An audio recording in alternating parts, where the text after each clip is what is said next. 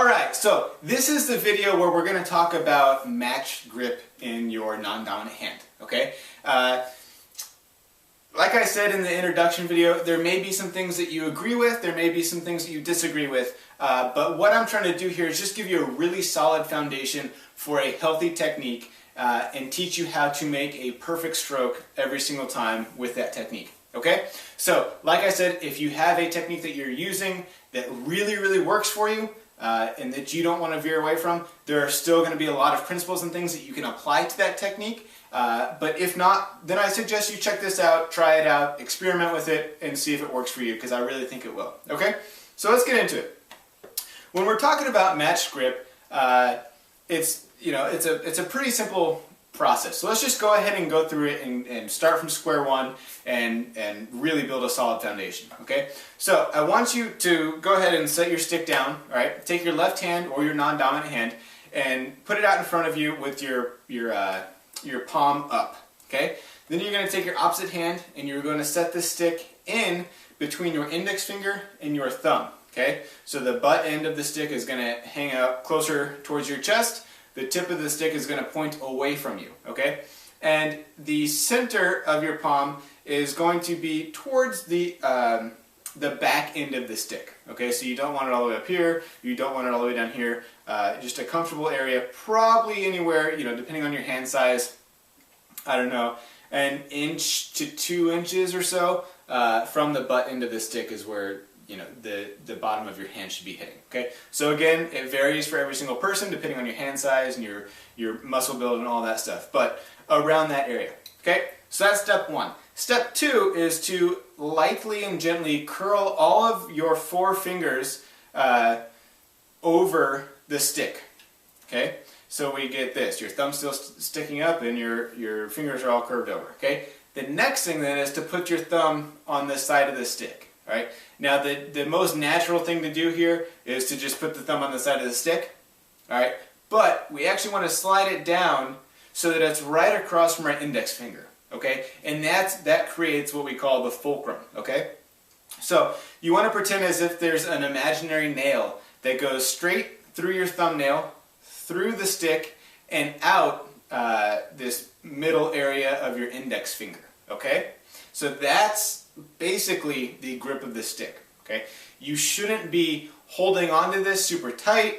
You shouldn't see any major tendons popping out of your skin because they're so tight and tense. Right? This should be very relaxed, very comfortable. Okay, you can see here that I can actually just pull this stick. I can slide it through my hand. I'm not holding on very tight. I'm holding on enough to where I'm not going to drop it, right? I can wave it around and all this stuff. I might hit something, but I'm not going to drop it, okay? And I can move this up and down here. So it's a loose, relaxed grip, but I have control over it, okay? The next thing that we're going to do is go ahead and let your shoulder hang loose, okay? Your upper arm is going to come away from your body just slightly, all right? And there's going to be a slight bend in the elbow that goes straight to your wrist.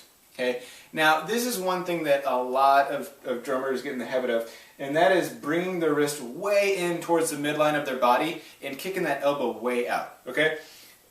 This is, to an extent, okay if it's a small degree. I'll admit that I do it sometimes. If you see me drum, there are times where, yeah, my wrist comes in a little bit more, right?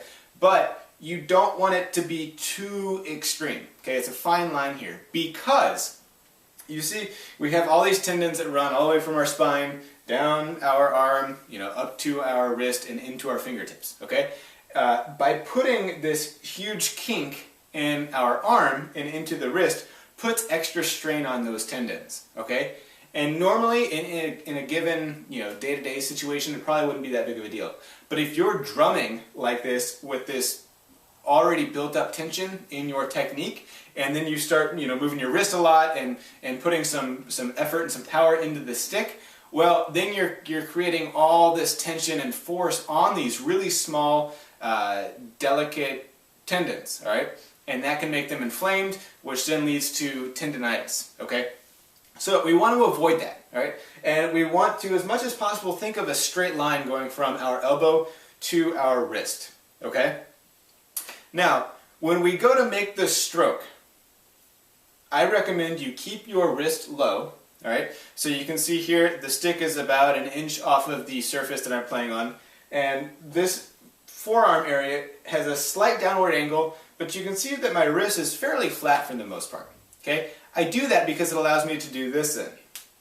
All I need to do is raise the wrist, and the stick raises basically as high as I would ever really want it to without using my arms. Okay, so that's the motion of the stroke, is to just raise from the wrist. Alright?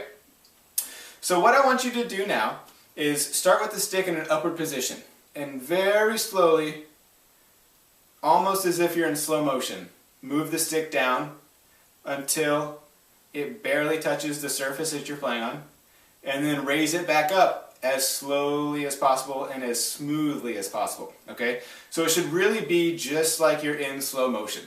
Okay? And the whole point of this is to get comfortable with your wrist moving up and down really smoothly at this slow, slow speed. And I want you to spend a solid, 5 minutes on this, especially the first couple times you do it. And really get comfortable with this motion. Because you'll notice if you've never done this before, you may have some issues doing it really, really slow. And you may have some issues doing it very, very smoothly. Right? And we want both. So I suggest that you do this until you can consistently make this motion very slowly and very smoothly. Okay? So that's part one of this, is to spend time working on this exercise, making sure that you have a light, comfortable, relaxed grip on the stick, that the angle of your arm is nice and comfortable, and that you can smoothly and slowly move that wrist only up and down to get the full stroke. Okay? So that's what I want you to focus on right now. Spend a couple minutes on it, and then go to the next video.